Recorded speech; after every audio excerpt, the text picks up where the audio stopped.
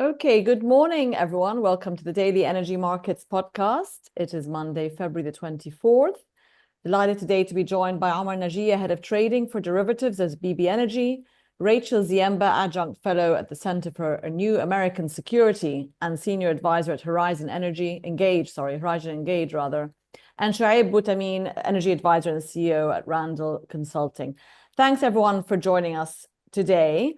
Shuaib, let's start with you on a bit of market sort of outlook. And one of the headlines we have this morning, which is about Kazakhstan. I mean, let's delve right into sort of OPEC. I suppose in a month's time, more or less, they're going to be considering whether to proceed with their plan.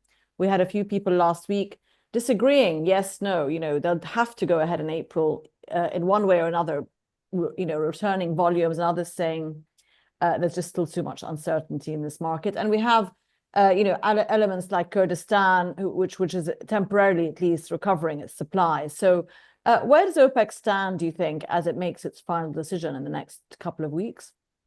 Yeah, good morning, Diala. I think this is a very tough situation for the OPEC Plus at the moment.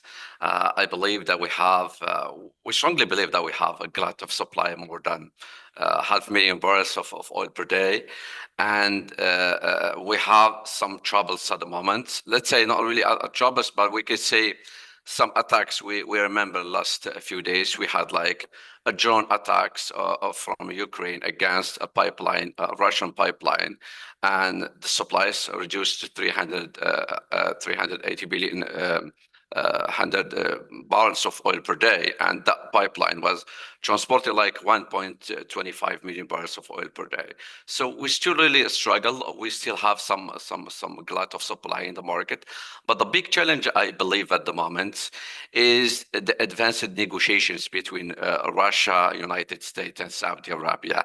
In Saudi Arabia, I mean, hosted in Saudi Arabia. If we are remarking on this, these three players, Saudi Arabia and United States and Russia, are the three biggest producers of oil in the world. And so we see that, like say, we have it will have really a big impact, I think, on the global oil supplies.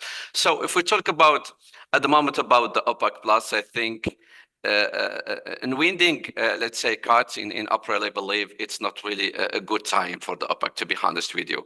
It's really crucial. Really, OPEC Plus played a crucial role in the last few months, let's say 3 years ago, by stabilizing the market. But I think that we have many challenges at the moment. Negotiations between Russia and the United States.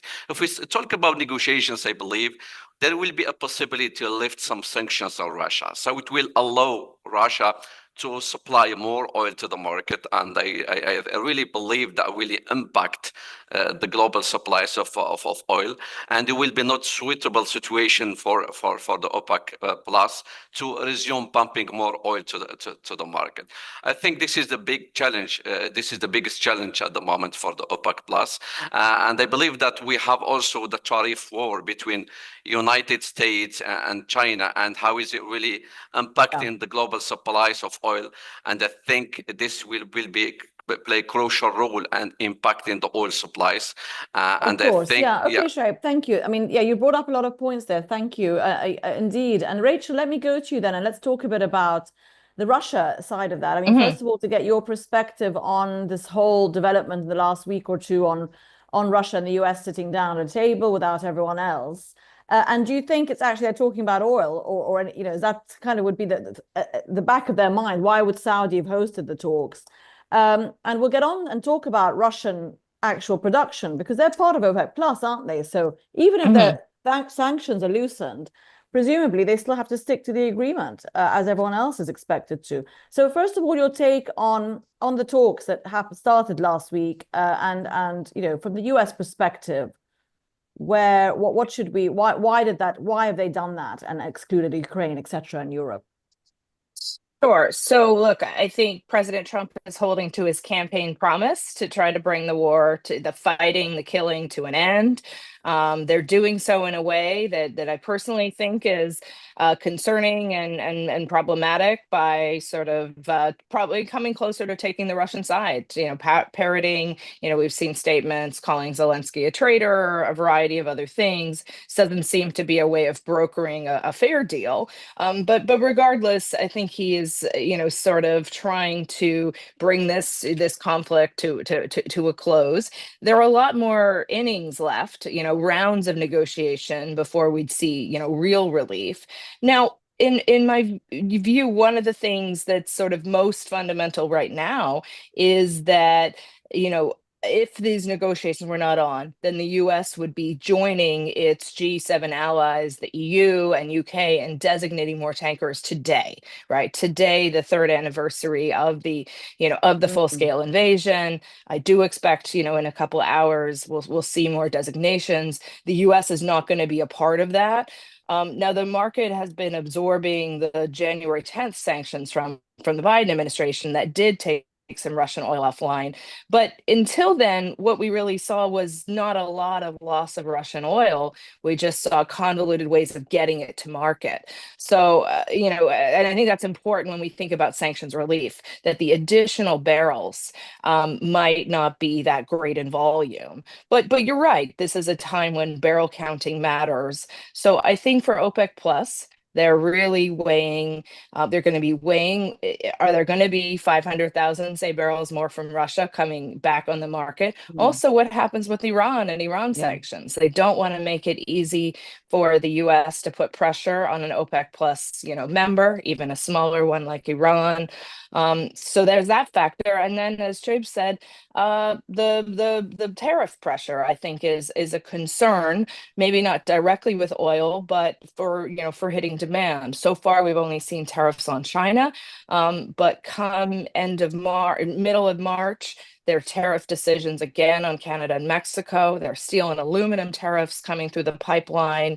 And they may not be implemented in full, but if there are steel tariffs, for example, that could raise costs for new production infrastructure in the United States, it has an impact. And very finally, I don't think energy is the exact, sort of core driver of the discussions that are happening in Riyadh, but is definitely a backstory there. President Trump has been pretty clear he wants cheaper oil prices, and that conflicts with his goal for more US production.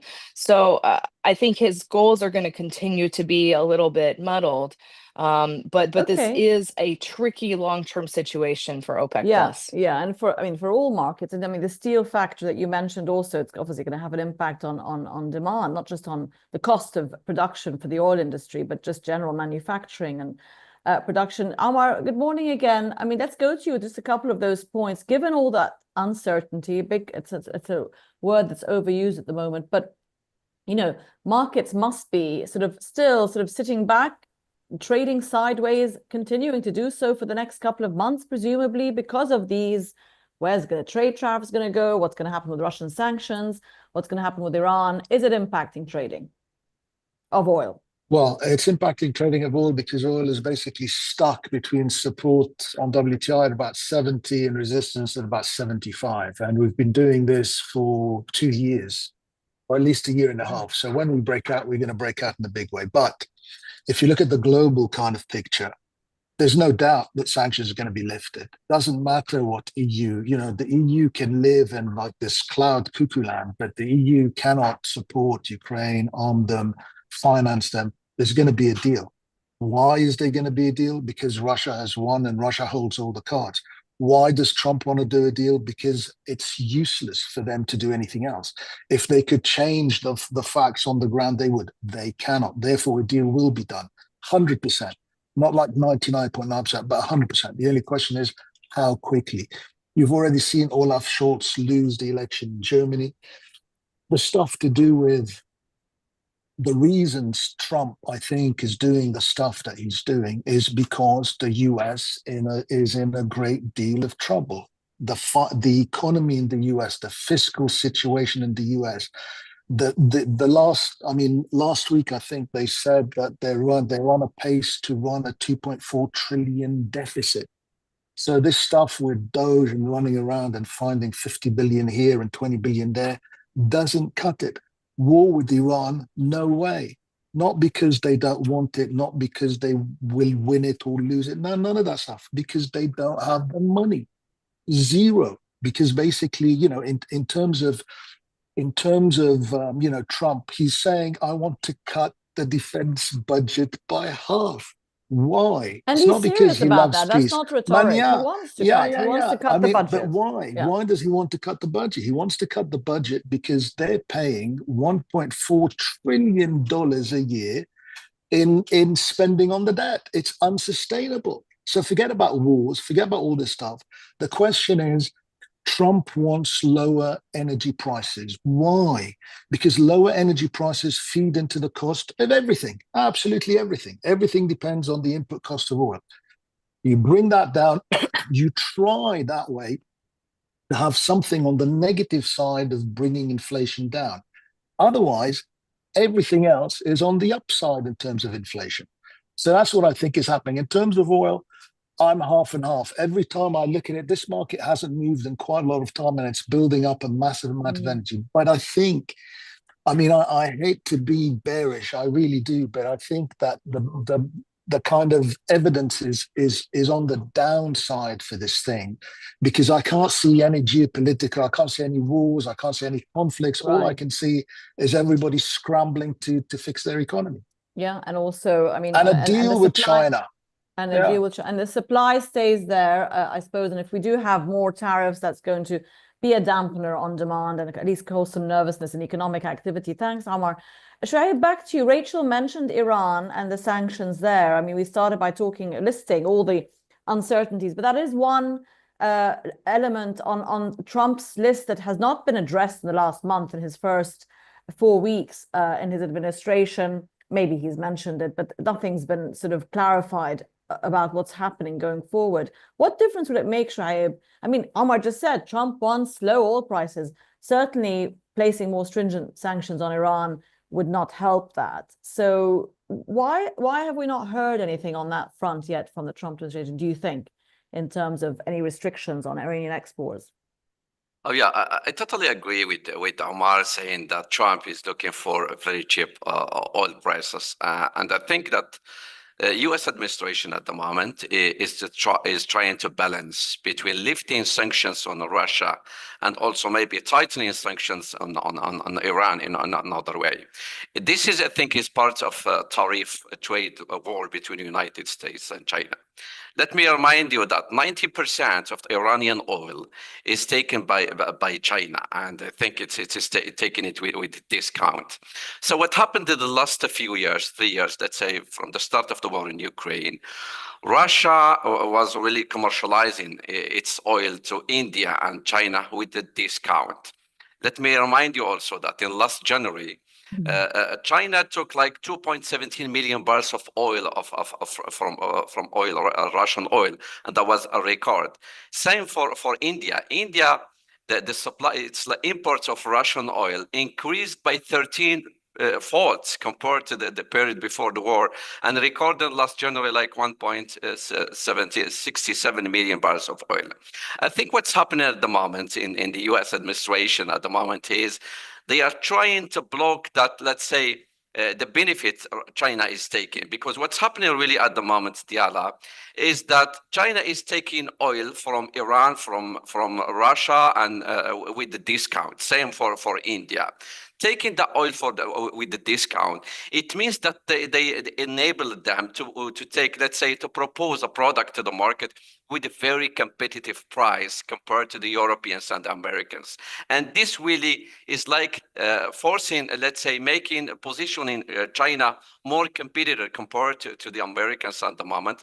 And the Americans don't like it. So that's why I think it's part of, let's say, parts of the plans of the actual U.S. administration is to lift sanctions on Russia, allowing Russia to commercialize its oil with the same prices in the market, and that's why it will lessen its impact by buying oil with the cheap price. I think talking about making combination between Iran and also, let's say Russia, I think the US, as I said, is balancing between them. At the end of At the day, moment, yes, yeah. at the end of the day, the Americans look for very cheap oil price. But there is something very important that Donald Trump in the beginning, he said that drill, baby, drill.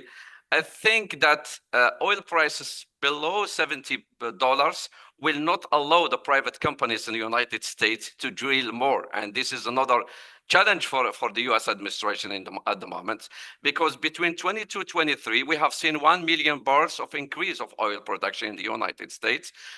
We have seen just like 300,000 barrels in the last year because the prices were a little bit low. So this is another challenge for actual US administration at the moment. Okay. If the price is still like $70, $75, the US private companies cannot really increase their production. Well, thanks, Shoaib. Let me go to you, Rachel, with that point then on this US production, because again, there are mixed opinions out there, but we're just a little bit too low, aren't we, for comfort factor for those producers to sort of push production more than it is already. What is the latest in sentiment, if you like, out of the US from those companies?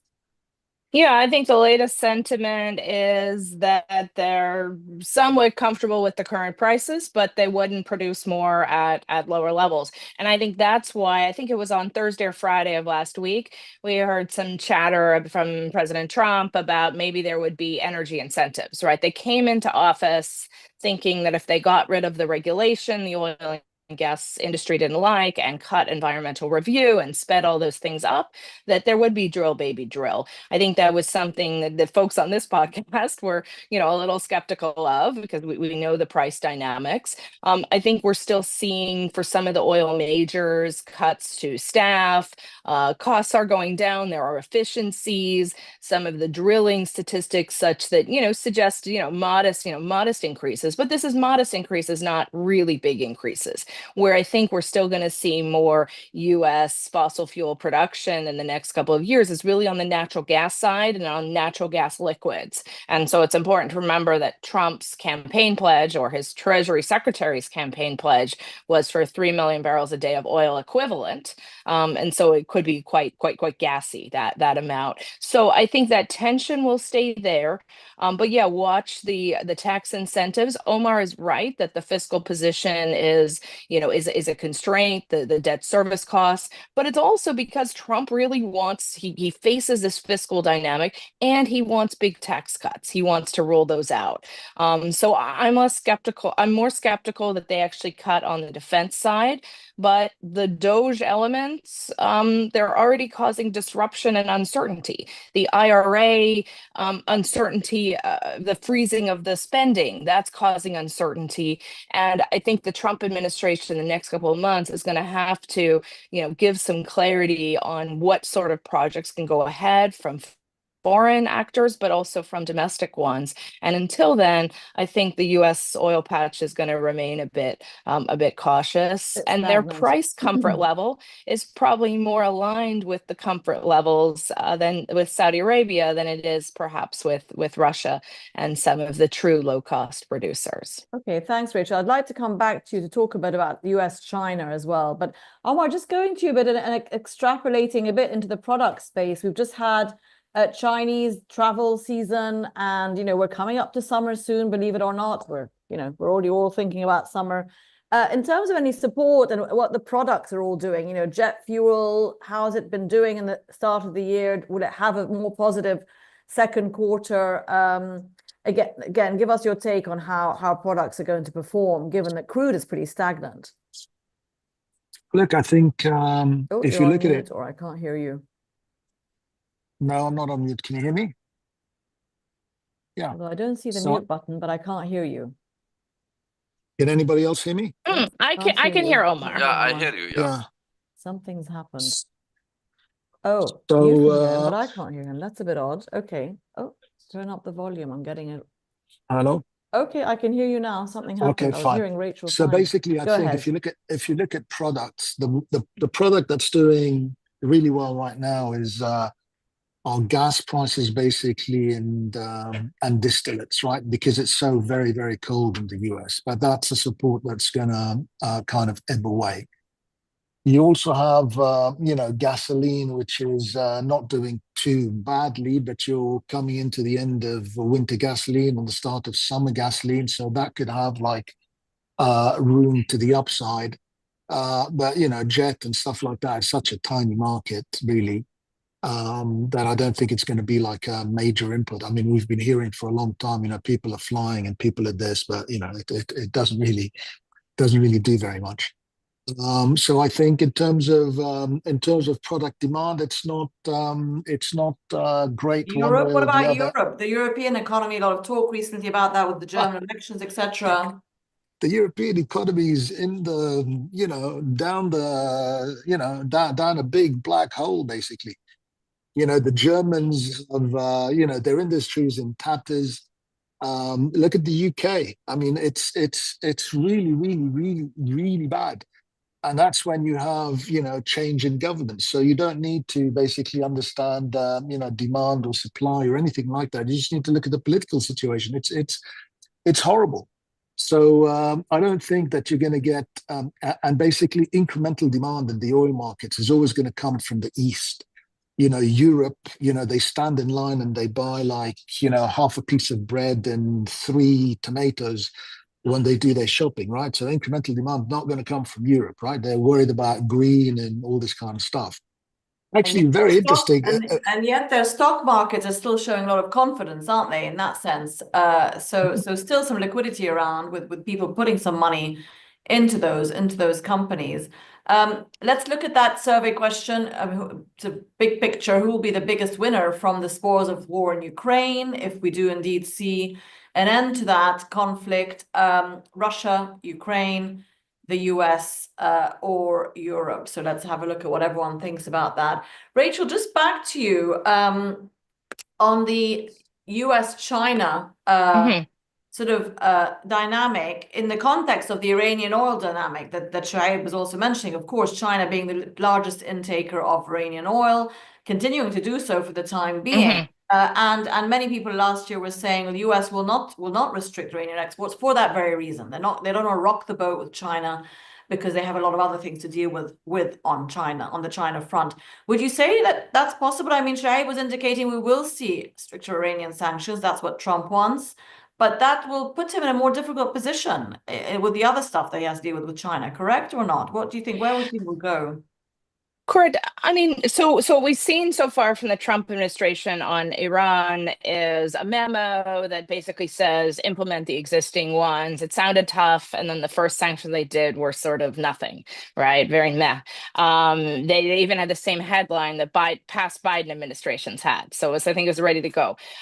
So I think here they do really believe it. I think some of the pressure on the KRG that we talked about at the start of this program is maybe connected to that. Trump is looking for new oil where he can find it, and in part because he almost wants to have his cake and eat it too, in terms of having more supplies from other OPEC Plus members so that they can restrict Iran. Now, my view for a while expressed on this podcast has been the fact that the very illicit nature of the trade, the convoluted ways it gets to market means it's much harder to choke off Iranian supplies now than it was in 2019. The US has less direct levers. China has been very careful. They don't let actually sanctioned vessels into their ports. And that's where, the fact that they're easing up, the US might be easing up or likely will be easing up on Russia sanctions enforcement, might actually help Iran develop a new illicit network, because some of the vessels that were carrying Russian supplies might go to the Iranian market. Now, that's several months down the line, right? This is more of a spring sort of summer story, perhaps, in the sequencing. But at the end of the day, I think we see a Trump administration trying to restrict China benefiting and trying to restrict China's access to technology. They might try to do some sort of energy deal selling LNG. I know China just put tariffs on US LNG as part of their retaliation, and they're reselling that trade. But ultimately, I think any big deal between the US and China is, probably a late 2025 and into 2026 story. And for now, I don't think that Iran is, I think that the US commitment to being tough on China and Iran is probably going to align rather than conflict right now. Okay, thanks, Rachel. Shoaib, back to you. I mean, we started by saying that you think it's very difficult for OPEC to really add any more supply in the next few weeks. Many would probably agree with you on that front. But where does that leave, another point that OPEC was sort of dealing with last year was the subject of quotas, the changing quotas. You had members like the UAE who have been increasing production capacity and had been promised that they could actually alter their quota. They then volunteered to hold that back. You've got the Russian equation, of course, that if sanctions are lifted, they'll be exceeding their quota, presumably.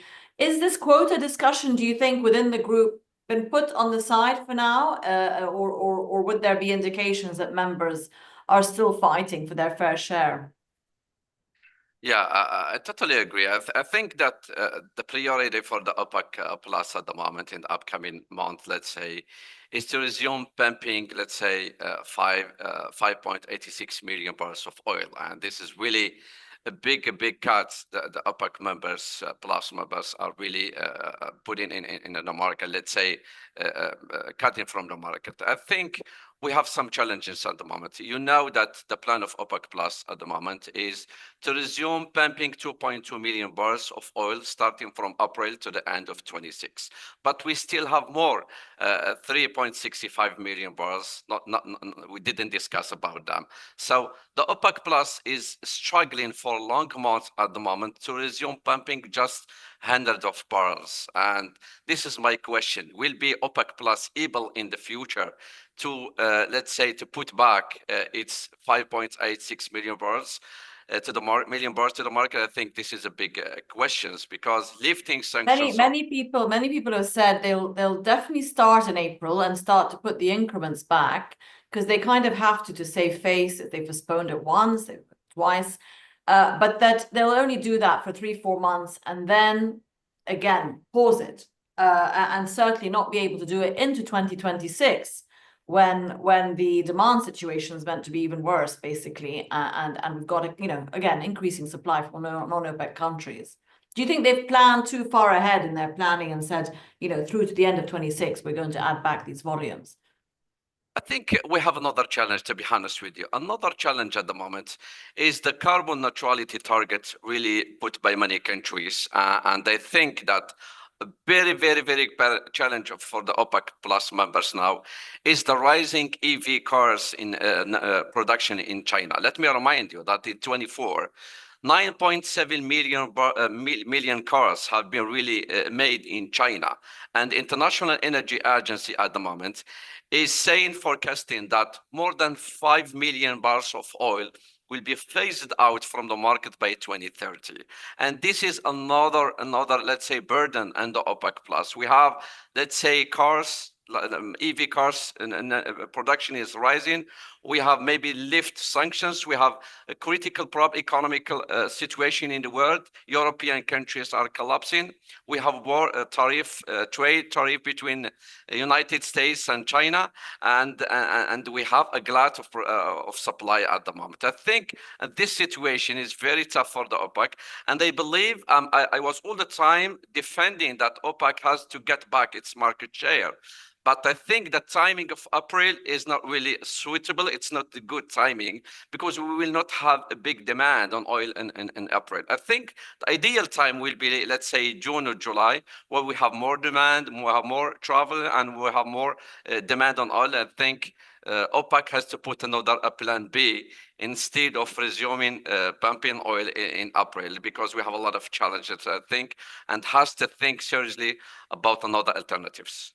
Okay, thanks, Shoaib. Omar, just back to you to talk a bit about China. I mean, the sort of outlook for the economy and what sort of the sentiment of traders, if they're paying attention at all to where China might be going this year. Some comments on the fact that the stimulus measures may improve. I mean, does it matter anymore, or has the trading community kind of settled into this? You know, it's a 4 or 5% growth story, and it's not going to change no matter what China does. What's your take on where the trading community goes with that? No, I think basically, I mean, if you watch China, I mean, you know, we have like a few Chinese stocks and they are soaring. They're not going They're up. recovering. Yeah. No. They are soaring, right? So, I mean, you know, I look at stocks and they're up like 8% a day for the last, I don't know, week, right? So they are soaring.